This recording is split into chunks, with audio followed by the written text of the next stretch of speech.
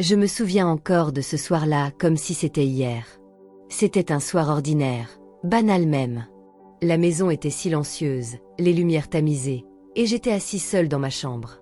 Sur la petite table à côté de moi, ma Bible était ouverte, mais je dois être honnête, je la lisais plus par habitude que par soif de vérité. Mes yeux parcouraient les versets, mais mon cœur, lui, n'y était pas vraiment. C'est à ce moment-là que c'est arrivé. Une pensée fulgurante, comme une flèche qui perce l'âme, est venue m'assaillir. Et si tu n'étais pas prêt pour l'enlèvement? Je ne m'y attendais pas. Cette question m'a frappé de plein fouet. Je suis resté figé, incapable de bouger. Et presque aussitôt, un frisson m'a traversé le corps. Mon esprit s'est embrouillé. Comment ça, pas prêt? Moi qui allais à l'église, moi qui priais, moi qui parlais de Jésus autour de moi.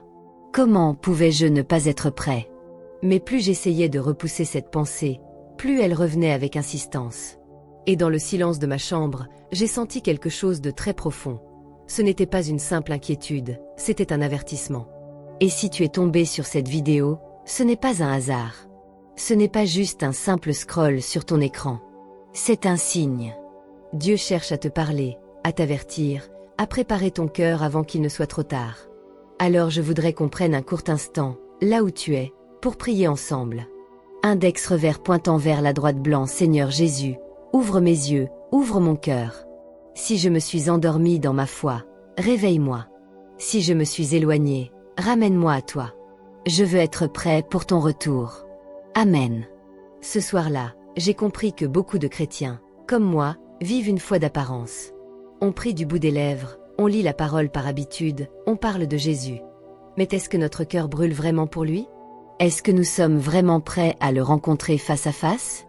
Et c'est là que le Saint-Esprit m'a parlé clairement. Beaucoup ne seront pas enlevés, parce qu'ils ne sont pas réellement prêts. Ces mots m'ont brisé. J'ai compris que l'enjeu était bien plus grand que je ne l'imaginais. C'est pour ça que je veux te dire aujourd'hui, ne prends pas ce message à la légère. Jésus revient. Et il cherche des cœurs authentiques, pas des habitudes religieuses. Avant de continuer, laisse-moi t'inviter à t'abonner à cette chaîne et à activer la cloche de notification. Parce que chaque message, chaque vidéo que tu entendras ici est là pour t'aider à garder ton feu allumé et à préparer ton cœur à son retour. Tu sais, quand j'y repense, je réalise que ce soir-là, Dieu m'a sauvé d'un danger invisible. J'étais en train de glisser doucement dans une routine tiède, sans même m'en rendre compte. Et si cette pensée n'avait pas traversé mon cœur, peut-être que je serais encore en train de vivre une foi endormie aujourd'hui. Alors j'ai commencé à réfléchir.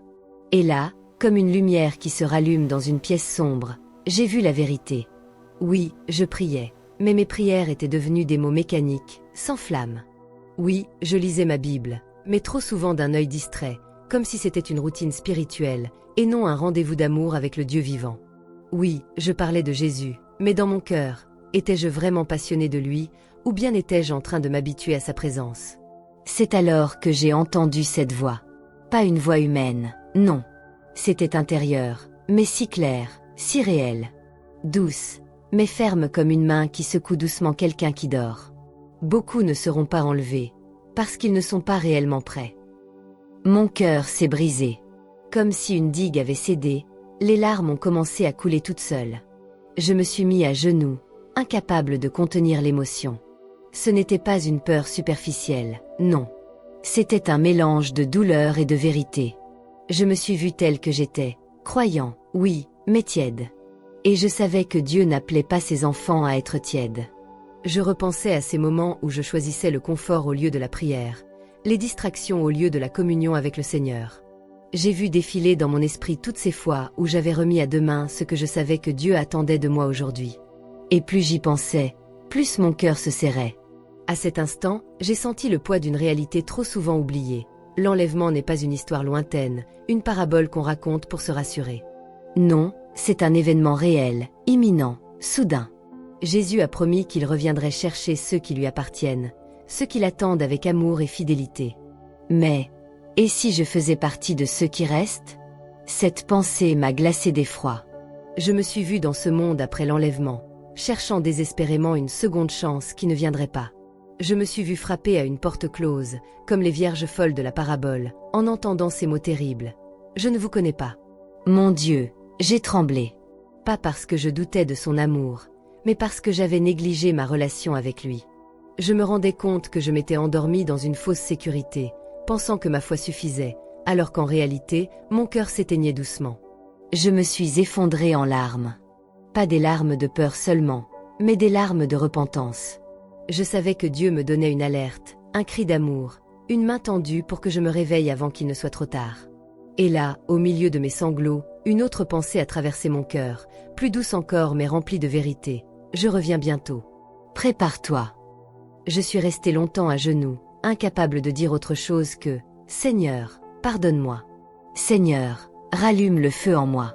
Seigneur, je veux être prêt. » Cette nuit-là, ma chambre s'est transformée en un lieu saint. J'étais seule, mais je sentais sa présence.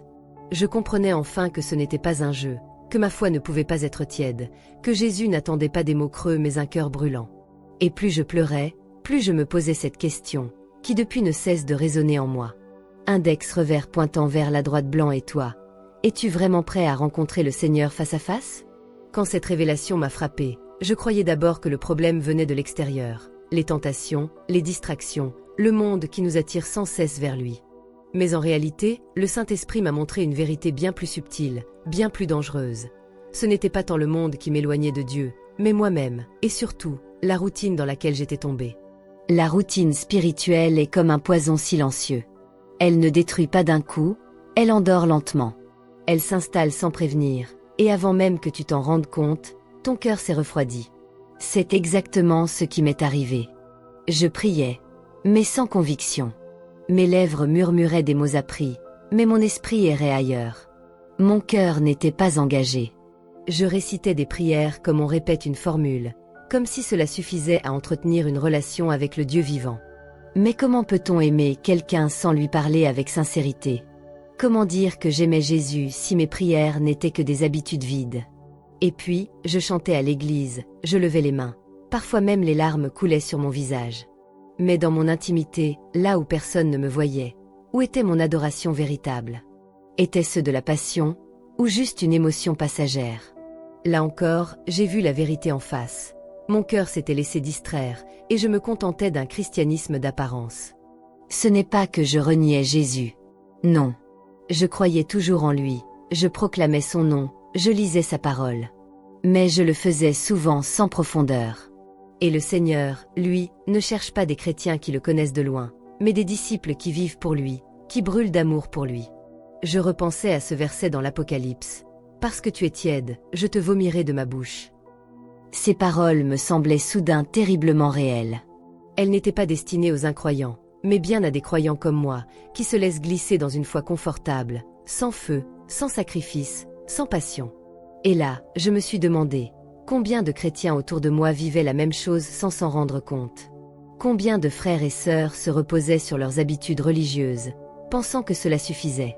Combien d'entre nous se disent « Oui, je connais Jésus », mais ne prennent plus le temps de s'asseoir à ses pieds, de l'écouter vraiment, de se laisser transformer? Le plus dangereux, ce n'est pas de rejeter Jésus. Le plus dangereux, c'est de penser qu'on marche avec lui alors que notre cœur s'éteint doucement. C'est cette tiédeur invisible, imperceptible, qui endort nos âmes et nous fait croire que tout va bien, alors qu'en réalité, nous sommes en train de nous éloigner. Je me suis souvenu de tous ces matins où je me levais en vitesse, jetant un regard rapide à ma Bible mais pressé de passer à autre chose. De ces soirs où je promettais à Dieu de prendre un moment pour prier, mais où je finissais scotché devant un écran. De ces instants où je sentais dans mon cœur l'appel du Saint-Esprit à me mettre à genoux, mais où je choisissais de remettre à plus tard. Oui, je croyais toujours en Jésus. Mais le suivais-je vraiment de tout mon cœur? La vérité, c'est que non. J'étais devenue tiède. Et cette tiédeur est trompeuse, car elle donne l'impression de sécurité. Elle me disait, tu vas à l'église, tu pries, tu lis ta Bible, donc tout va bien. Mais au fond, il n'y avait plus de feu, plus de passion, plus de recherche sincère. J'étais comme ces pharisiens qui connaissaient les Écritures, mais dont le cœur était loin de Dieu. Ce jour-là, j'ai compris que beaucoup de chrétiens courent le risque de rester lors de l'enlèvement, non pas parce qu'ils ne connaissent pas le Seigneur, mais parce qu'ils ne l'aiment plus vraiment. Ils se sont habitués à lui.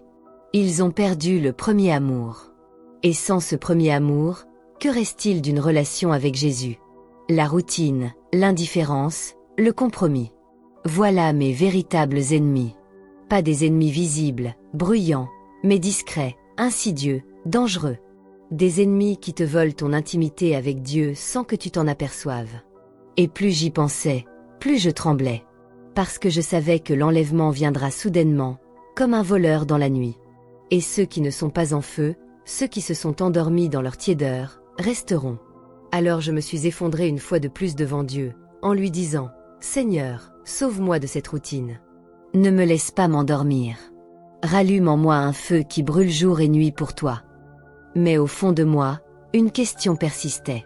Elle me hantait, elle me poussait à sonder mon cœur plus profondément, et aujourd'hui je veux te la poser à toi, comme un frère à un frère, comme une sœur à une sœur. Index revers pointant vers la droite blanc et toi.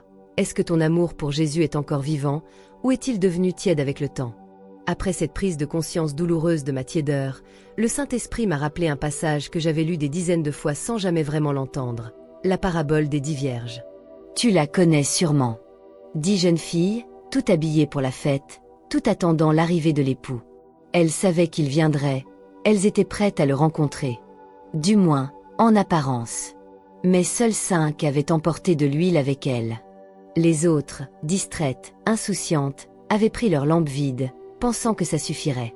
Et quand l'époux est enfin arrivé, la vérité a éclaté, les lampes sans huile ne servaient à rien.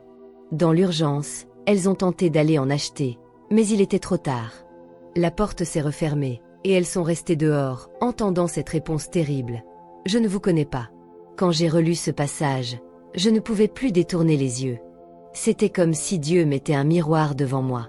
Oui, j'avais une lampe. Oui, j'avais l'apparence d'un chrétien, je portais l'étiquette, je connaissais les chants, les versets, les paroles justes. Mais, avais-je de l'huile? L'huile. Cette huile mystérieuse, indispensable. Je l'ai compris à ce moment-là. Elle représente l'intimité avec le Saint-Esprit. Cette relation profonde, vivante, quotidienne avec Dieu. Ce feu intérieur que rien ne peut éteindre. Et sans cette huile, la lampe devient une coquille vide, une façade religieuse sans puissance réelle. Je me suis vue comme ces vierges folles. Ma lampe brillait peut-être aux yeux des autres, mais à l'intérieur, combien de fois étais-je venue devant Dieu sans lui offrir mon cœur? Combien de fois avais-je voulu donner l'impression d'être fort spirituellement, alors qu'en secret, ma lampe s'éteignait doucement? Ce passage est devenu un avertissement brûlant dans mon âme. Parce que Jésus n'a jamais dit que 5 vierges attendaient et 5 non. Non, elles attendaient toutes. Toutes savaient que l'époux viendrait. Mais seules celles qui avaient l'huile ont été accueillies. Et soudain, j'ai compris, ce n'est pas l'attente qui sauve, c'est l'huile. Ce n'est pas l'étiquette de chrétien qui prépare, c'est la flamme intérieure, nourrie par une vraie communion avec Dieu. Et tu sais ce qui m'a frappé le plus? C'est que les vierges folles n'ont pas eu le temps de courir chercher de l'huile quand le cri a retenti. C'était trop tard. L'enlèvement sera pareil, soudain, inattendu, irréversible. On ne pourra pas dire « Attends, Seigneur, laisse-moi me repentir, laisse-moi rallumer ma foi. » Non. Le moment de se préparer, c'est maintenant. Alors j'ai tremblé. Parce que j'ai vu dans cette parabole un message pour moi, mais aussi pour tant de chrétiens autour de moi. Beaucoup auront l'apparence de la piété. Ils sauront parler de Dieu, ils fréquenteront l'église, ils auront peut-être même des responsabilités spirituelles. Mais leur lampe sera vide. Ils connaîtront la forme, mais pas la puissance. Ils auront l'étiquette, mais pas l'huile. Et quand Jésus reviendra, ils resteront. Mon cœur s'est brisé encore une fois en pensant à cela. Je ne voulais pas être compté parmi eux. Je ne voulais pas me réveiller un matin et découvrir que j'avais manqué le rendez-vous le plus important de l'histoire. Je voulais être prêt, avec une lampe pleine d'huile, brûlante, éclatante, impatiente de rencontrer mon Seigneur. Alors j'ai crié à Dieu, « Seigneur, je ne veux pas seulement porter une lampe, je veux qu'elle brûle nuit et jour. Remplis-moi de ton huile, remplis-moi de ton esprit. » Et c'est là que j'ai compris la véritable urgence de ce message. Jésus ne nous appelle pas à une foi tiède, à une foi de façade. Il nous appelle à une intimité brûlante avec lui, à un amour sincère, à une fidélité qui résiste à toutes les tempêtes. Ce n'est pas une option, c'est une question de vie ou de mort éternelle. Cet avertissement n'était pas destiné aux autres. Pas à ceux du monde, pas à ceux qui ne connaissent pas Jésus. Non, il était pour moi. Pour toi. Pour tous ceux qui se disent chrétiens. Parce que c'est parmi nous que se joue cette bataille de la lampe et de l'huile. Depuis ce jour, je n'arrive plus à lire ce passage sans être bouleversée. Chaque mot me secoue. Chaque verset me rappelle que le retour de Jésus n'est pas une histoire symbolique, mais une réalité qui approche à grands pas. Et seuls ceux qui ont de l'huile dans leur lampe, seuls ceux qui vivent une relation véritable avec lui, seront prêts. Alors je veux te poser cette question qui me hante encore aujourd'hui, une question qui ne laisse personne indifférent, une question qui perce au plus profond de l'âme. Index revers pointant vers la droite, blanc, et toi, ta lampe brûle-t-elle encore d'un feu véritable, ou est-elle en train de s'éteindre doucement? Après ces jours de lutte intérieure, de larmes et de vérité, il y a eu un moment précis où tout a basculé. Un moment où je me suis dit, ça suffit. Je ne peux plus continuer ainsi. Je ne veux plus vivre une foi tiède. Je ne veux plus faire semblant. Je veux être vrai devant Dieu. Alors j'ai pris une décision radicale. Une décision qui allait changer ma vie spirituelle. Ce soir-là, j'ai fermé mes réseaux sociaux. J'ai éteint mon téléphone. J'ai mis de côté tout ce qui pouvait me distraire. Et je me suis mis à genoux, seul dans ma chambre, dans ce silence qui au début me faisait peur, mais qui allait devenir le lieu de ma délivrance. Je n'ai pas prié comme d'habitude. Non, cette fois, c'était un cri. Un cri qui venait du plus profond de mon âme. Seigneur, rallume le feu en moi. Je ne veux pas être trouvé tiède. Je veux être prêt pour toi.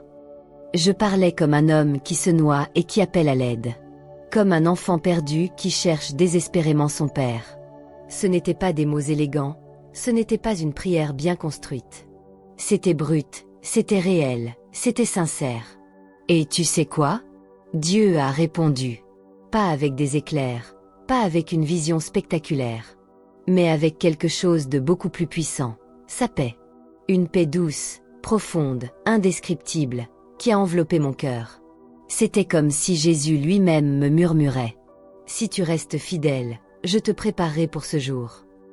En un instant, mes larmes de désespoir sont devenues des larmes de joie. Mes tremblements de peur se sont transformés en une force nouvelle.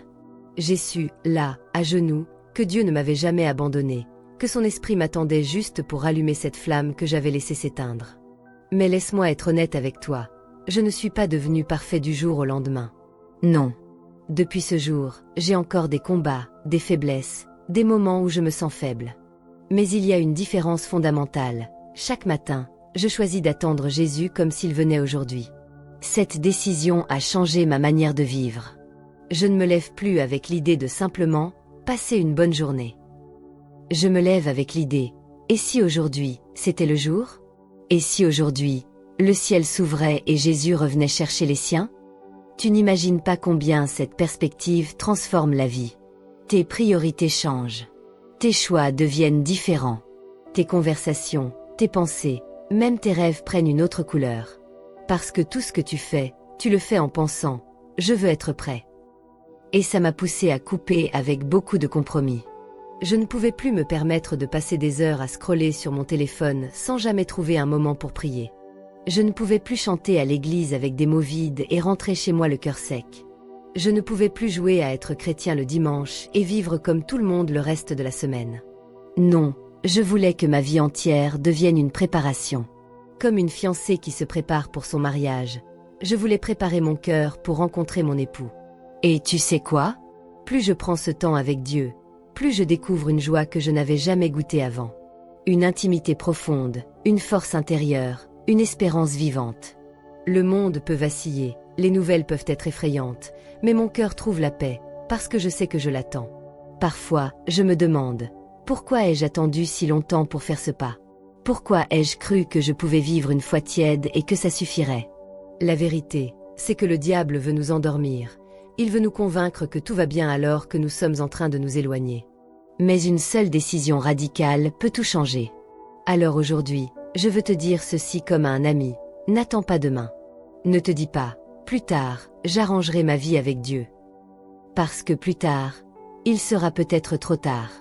Jésus revient bientôt, et il cherche des cœurs en feu, des lampes pleines d'huile, des vies totalement données à lui.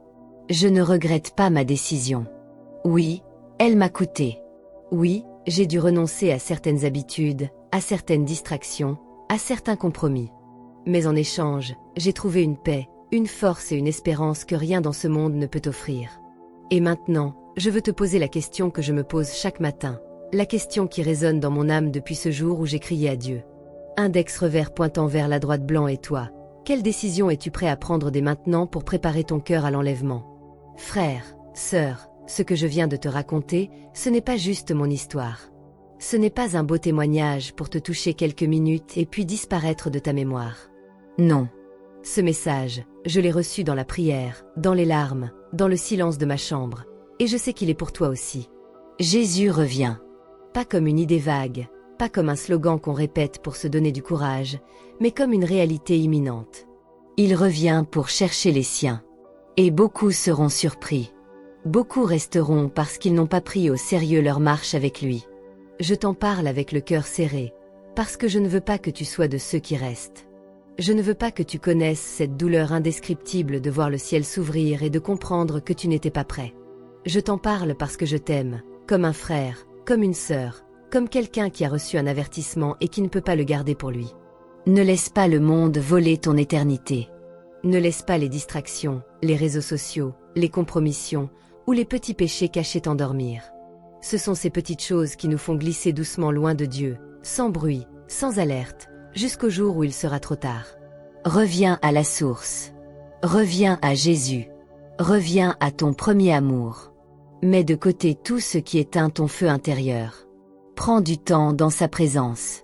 Cherche le Saint-Esprit, parce que c'est lui qui met l'huile dans ta lampe. C'est lui qui te fortifie, qui te rend vigilant, qui te garde prêt. Et surtout, vis chaque jour comme si c'était le dernier. Vis comme si Jésus revenait aujourd'hui. Aime comme si tu devais aimer pour la dernière fois. Pardonne comme si c'était ta dernière chance de pardonner. Prie comme si c'était ton dernier souffle. Ne remets plus à demain ce que tu sais que Dieu t'appelle à faire aujourd'hui. Parce qu'au moment de l'enlèvement, il n'y aura pas de seconde chance. Il n'y aura pas de délai supplémentaire. Il n'y aura pas de rattrapage. Jésus viendra chercher ceux qu'il aime réellement, ceux qui ont choisi de le suivre sans compromis, ceux dont la lampe est remplie d'huile et qui brûlent d'amour pour lui. Je ne te parle pas ici d'être parfait. Je ne suis pas parfait. Personne ne l'est. Mais je te parle d'un cœur sincère, d'un cœur qui aime Jésus de tout son être, d'un cœur qui se relève quand il tombe, qui se repent, qui cherche sa présence. Je te parle de cette passion qui ne s'éteint pas, même au milieu des épreuves. Frère, sœur, il est temps de te lever. Il est temps de faire ce pas radical. Il est temps d'arrêter de dormir. Il est temps de dire, Seigneur, me voici. Remplis ma lampe d'huile. Prépare-moi. Je veux être prêt. Ne laisse personne te distraire de ce moment. Ne laisse rien voler ce que Dieu veut faire dans ton cœur aujourd'hui. Ce n'est pas un hasard si tu écoutes ces mots. Ce n'est pas un hasard si ce message te parvient maintenant. C'est un appel. Un appel du ciel. Un appel à revenir. Un appel à te préparer. Alors je te pose cette question une dernière fois, non pas comme un simple effet de style, mais comme un cri d'amour qui sort de mon âme. Index revers pointant vers la droite blanc et toi. Si Jésus revenait aujourd'hui, serais-tu vraiment prêt à partir avec lui? Si ces paroles résonnent en toi, ne les laisse pas s'éteindre. Prends une décision aujourd'hui. Prie. Mets-toi à genoux. Demande au Saint-Esprit de rallumer ton feu. Et vis chaque jour dans cette attente joyeuse et sainte de son retour. Et si ce message t'a parlé, si tu as senti ton cœur vibrer, si tu sais qu'il était pour toi, alors je t'invite à poser 3 gestes simples mais puissants. Index revers pointant vers la droite blanc, abonne-toi dès maintenant à cette chaîne et active la cloche pour ne pas manquer les prochains messages. Chaque nouvelle vidéo est là pour nourrir ton feu intérieur et t'encourager dans ta marche avec Jésus. Index revers pointant vers la droite blanc, like cette vidéo si elle t'a béni. C'est une manière de soutenir ce travail et de permettre à ce message d'aller encore plus loin, vers d'autres cœurs qui en ont besoin. Index revers pointant vers la droite blanc, commente juste en dessous ce que tu as aimé, ce qui t'a touché ou ce que Dieu a mis sur ton cœur. Ton retour n'est pas anodin. Il peut réveiller ou encourager quelqu'un d'autre. Et maintenant, avant de partir, je t'invite à cliquer sur la vidéo qui s'affiche à l'écran. Elle va continuer à nourrir ta foi et à préparer ton cœur à l'enlèvement. Jésus revient bientôt. Prépare ton cœur. Garde ton huile. Et reste dans cet amour brûlant jusqu'à son retour.